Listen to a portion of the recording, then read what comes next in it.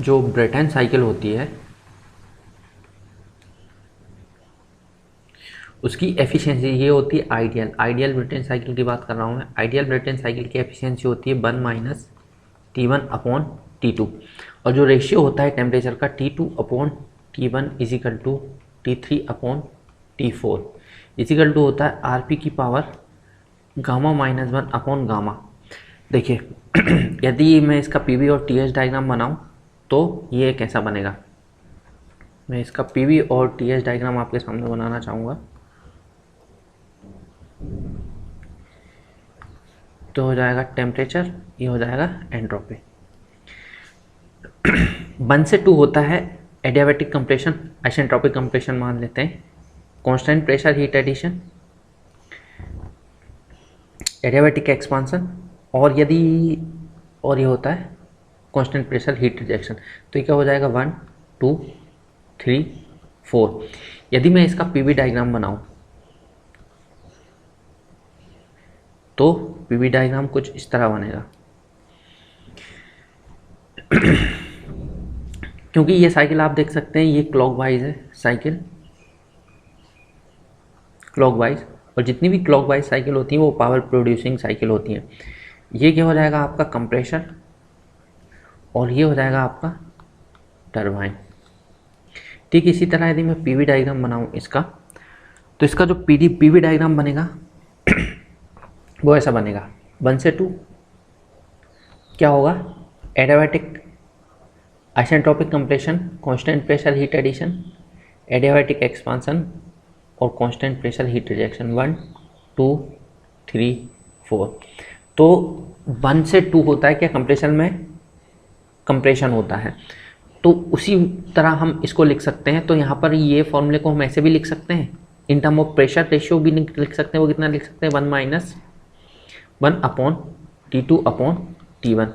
तो यहाँ से ये रेशियो क्या आ जाएगा, 1 माइनस 1/RP की पावर Γ-1/गामा। ये जो आइडियल ब्रेटन साइकिल होती है उसकी एफिशिएंसी का फॉर्मूला हो जाता है। यदि हम बात करते हैं, यदि आपको हीट रिजेक्शन भी निकालना है तो आप कैसे निकाल सकते हैं। देखिए पटाख से बनाते हैं।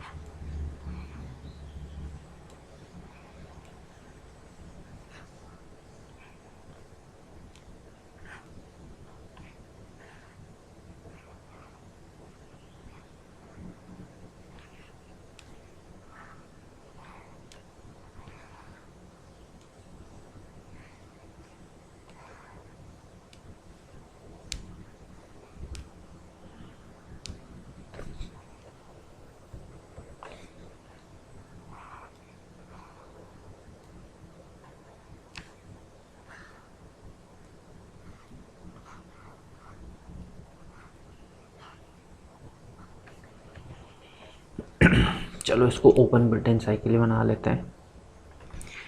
देखिए ये कितना हो जाएगा, 1 2 3 4। क्या लिख दिया हमने,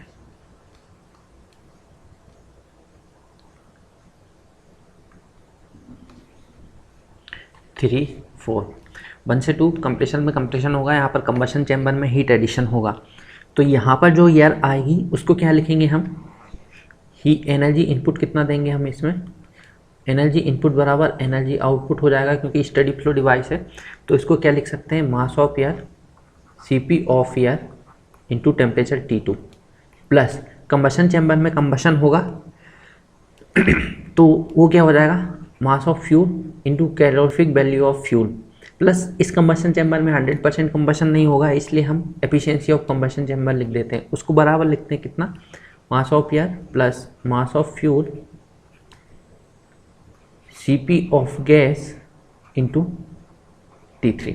तो ये एनर्जी हमने जितना इसमें इनपुट दिया है उतना इसमें यहाँ पर भी हमने फ्यूल कंज्यूम की बर्न किया है, तो एनर्जी इनपुट बराबर हो जाएगा एनर्जी आउटपुट। तो ये फॉर्मूला हो जाता है हमने कितनी है हीट उसमें ऐड की है। या फिर हम इस तरह भी लिख सकते हैं इसको, heat addition is equal to H3 minus H2। कितना हमने कंबशन चैम्बर में हीट ऐड की है, तो इसका फॉर्मूला क्या हो जाएगा, H3 क्या हो जाएगा, Ma plus M of mass of air plus mass of fuel, Cp of gas T3 minus m Cp of air into T2, ये हो जाएगा T2। अब हम क्या करते हैं, जब हम आइडियल कंडीशन लेते हैं तो मास ऑफ फ्यूल को हम नेग्लेक्ट कर देते हैं, जो ऑब्जेक्टिव टाइप क्वेश्चन होते हैं उनके लिए। तो हम इसको ऐसे भी लिख सकते हैं, कैसे लिख सकते हैं, Ma Cp, गैस को भी हम एयर मान लेते हैं, और कितना लिख सकते हैं T3 माइनस T2, ये ऑब्जेक्टिव क्वेश्चन के लिए। या फिर आपको डायरेक्ट कैलोरीफिक वैल्यू दी हुई है और एफिशिएंसी दी हुई है, तो आप डायरेक्ट यहाँ से निकाल सकते हैं एफिशिएंसी Cp, सॉरी मैंने क्या लिख दिया, क्या लिख सकते हैं इसको, mass of fuel, calorific value of fuel into efficiency of combustion. तो यहाँ से भी हम डायरेक्ट ये फॉर्मूला लिख सकते हैं ब्रिटेन साइकिल का।